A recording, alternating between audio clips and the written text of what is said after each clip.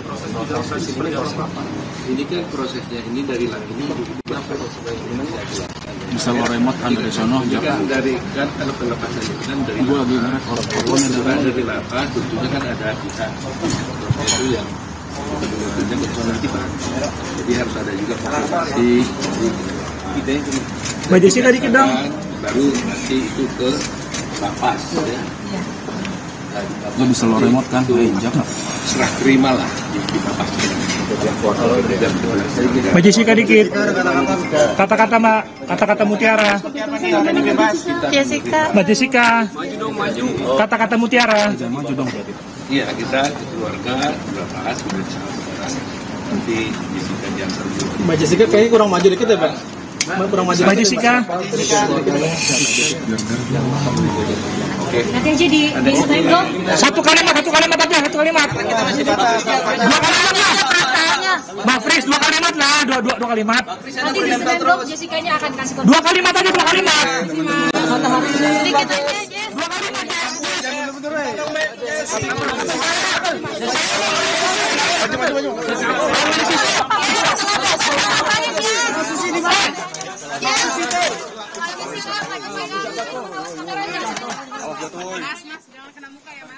Baru saja kita saksikan pantauan terkini dari Kejaksaan Negeri Jakarta Timur.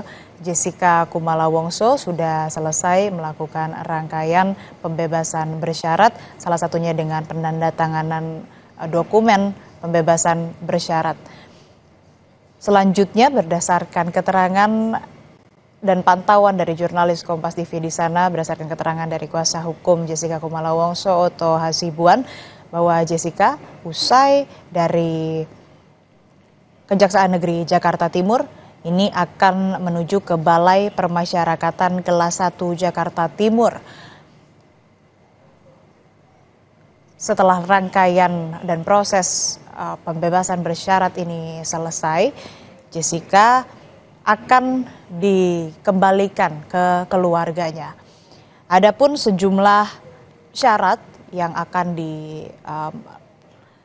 dilakukan oleh Jessica berdasarkan surat ataupun juga keterangan yang diberikan oleh Kemenkumham bahwa Jessica ketika sudah bebas bersyarat ini wajib lapor ke Balai Permasyarakatan Kelas 1A Jakarta Timur.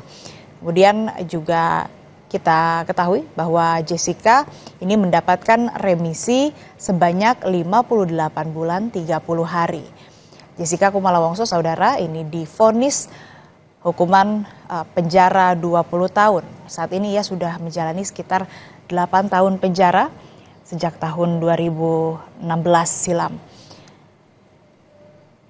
Jessica juga telah melakukan berbagai upaya hukum usai divonis, mulai dari banding tanggal 7 Desember 2017, Pengadilan Tinggi DKI Jakarta ini menolak banding Jessica. Tidak hanya sampai situ, Jessica juga mengajukan atau melakukan upaya hukum lainnya, yakni kasasi ke Mahkamah Agung. Namun kasasi Jessica juga kembali ditolak. Setelah kasasi, saudara, Jessica Kumala Wongso ini mengajukan PK atau peninjauan kembali, dan PK Jessica atau peninjauan kembali yang diajukan Jessica, memorinya atau memori peninjauan PK ini ditolak juga oleh Mahkamah Agung. Saat ini saudara, Jessica Kumala Wongso bebas bersyarat. Per hari ini sudah menandatangani dokumen atau surat pembebasan bersyarat tadi di Kejaksaan Negeri Jakarta Timur. Ini merupakan mobil rombongan yang membawa Jessica Kumala Wongso.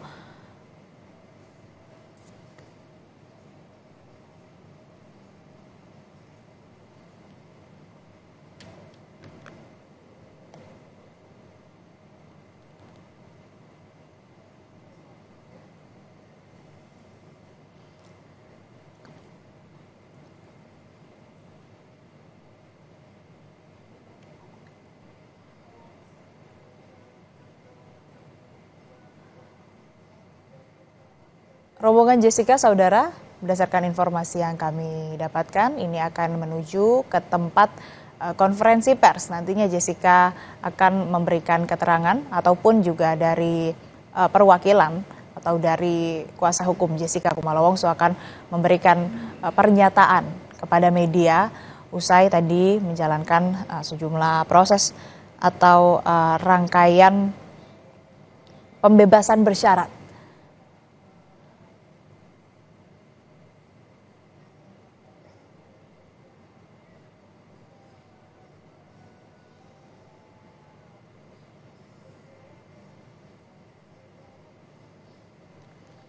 Kita ketahui, saudara, pada tahun 2016 jalannya persidangan kasus pembunuhan Wayan Mirna Salihin dengan terdakwa Jessica Kumala Wongso di Pengadilan Negeri Jakarta Pusat. Ini berjalan dengan alot. Kasus yang dikenal dengan kopi sianida itu butuh 26 kali sidang sebelum majelis hakim ketok palu memutuskan nasib Jessica 20 tahun penjara. Selama persidangan ada sejumlah kejanggalan yang disorot oleh publik. Banyak yang menilai ekspresi Jessica terlalu tenang. Selain itu, ia juga beberapa kali menjawab tidak ingat dan tidak tahu saat diberikan pertanyaan oleh jaksa penuntut umum. Untuk membuktikan Jessica bersalah, saudara, pihak jaksa penuntut umum menghadirkan puluhan saksi dari keluarga Mirna. Kemudian juga teman-teman Mirna, pegawai Cafe Olivier, lalu polisi Australia, hingga saksi-saksi ahli.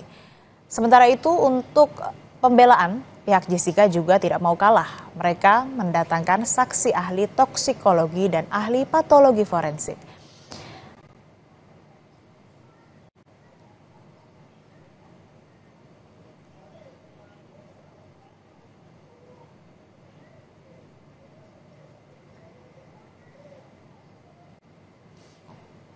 Ada sejumlah saksi, saudara, yang dihadirkan di persidangan, baik itu yang memberatkan maupun yang meringankan Jessica Wongso. Saksi memberatkan ini datang atau ada dari keluarga Mirna, yang mana pertama kali memberi kesaksian di persidangan pada 12 Juli 2016 silam. Saat itu yang berbicara di persidangan adalah ayah Mirna, Edi Darmawan Salihin, lalu suami Mirna, Arif Sumarko, dan kembaran Mirna, Sandi Salihin.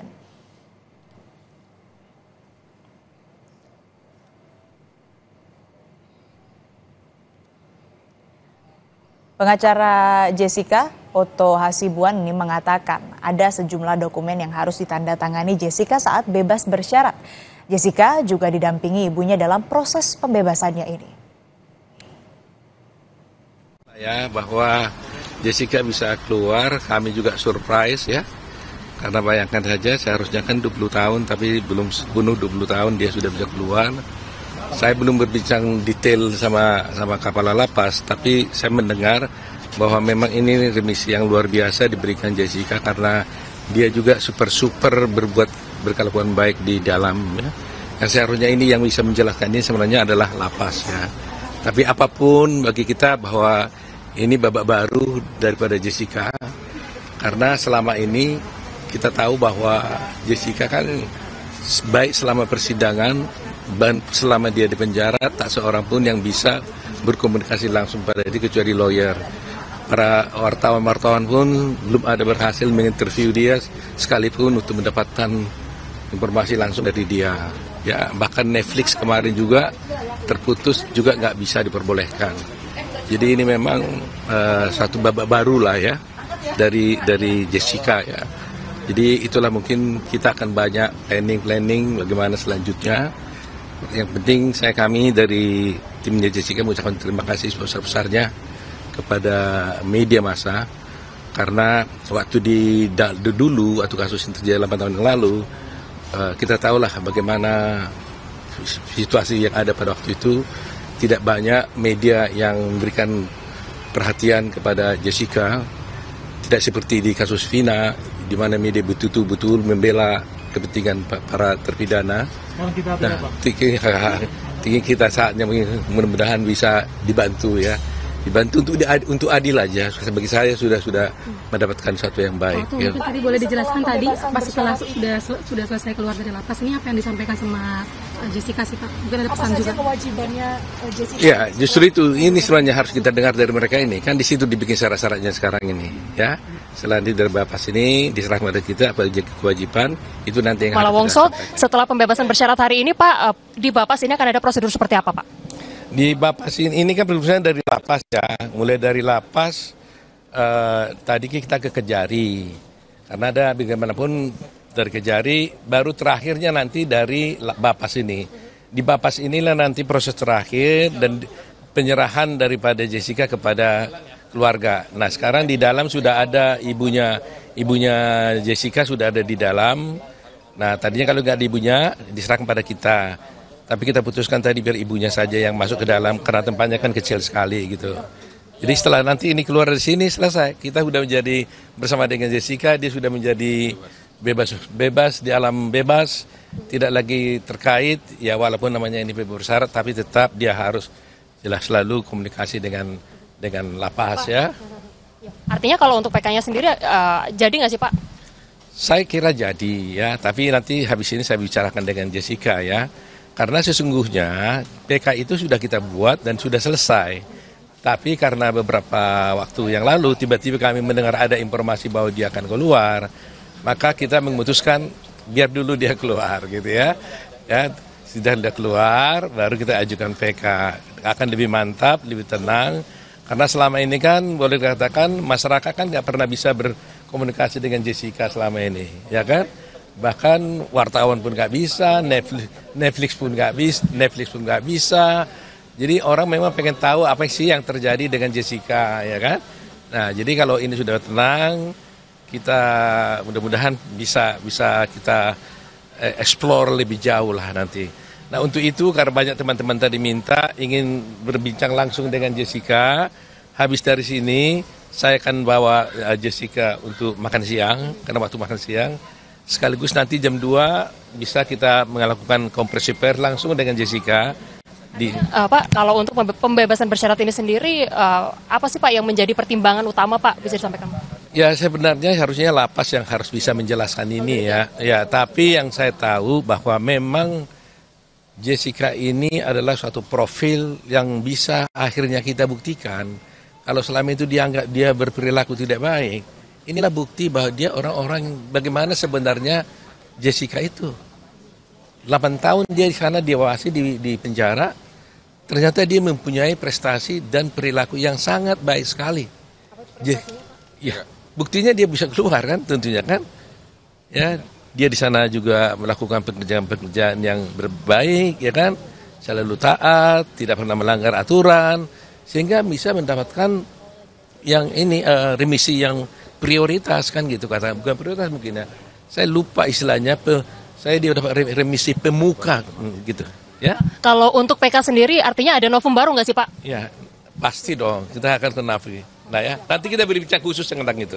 Ya. Untuk waktunya bersama kami di Kompas TV, seperti yang tadi disampaikan oleh Oto Hasibuan bahwa PK ini rencananya juga sebetulnya sudah akan diajukan oleh pihak Jessica Kumala Wongso dalam beberapa waktu yang lalu, namun karena ada satu dan juga lain hal, akhirnya PK masih belum diajukan meskipun saat ini juga sudah dipersiapkan. Tadi sudah disampaikan oleh Oto Hasibuan bahwa terkait PK ini dari pihak Jessica Wongso juga nantinya akan menyiapkan novum baru atau bukti baru yang nantinya akan dibawa ke dalam PK.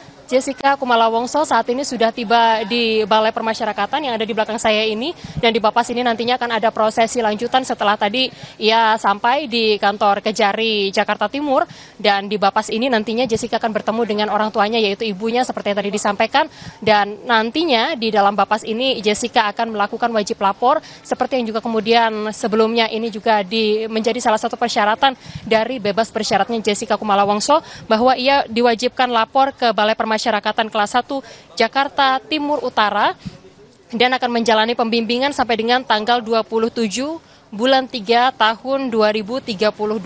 Di belakang saya saat ini sedang berlangsung, ini adalah pertemuan dari orang tua Jessica dan juga Jessica setelah ia 8 tahun berada dan juga menjalani masa hukumannya di Lapas Pondok Bambu dari tahun 2016 lalu. Jika kita melihat perjalanan dari kasus Jessica Kumala Wongso, ini sebelumnya ia ditetapkan sebagai tersangka pada tanggal 30 Januari tahun 2016 dan kemudian Jessica menjalani masa tahanan atau masa hukuman setelah ia divonis dan juga kemudian terbukti melakukan pembunuhan berencana terhadap rekannya yaitu Wayan Mirna Salihin pada tahun 2016 lalu, di mana dari hasil vonis yang juga kemudian dijatuhkan oleh pihak majelis hakim kepada Jessica Kumala Wongso yaitu vonis hukuman 20 tahun penjara karena terbukti melakukan pembunuhan berencana terhadap Wayan Mirna Salihin pada tahun 2016 lalu. Sementara itu saudara, dari perjalanan kasus hukum dari Jessica Kumala Wongso di tahun 2016 lalu sampai dengan saat ini,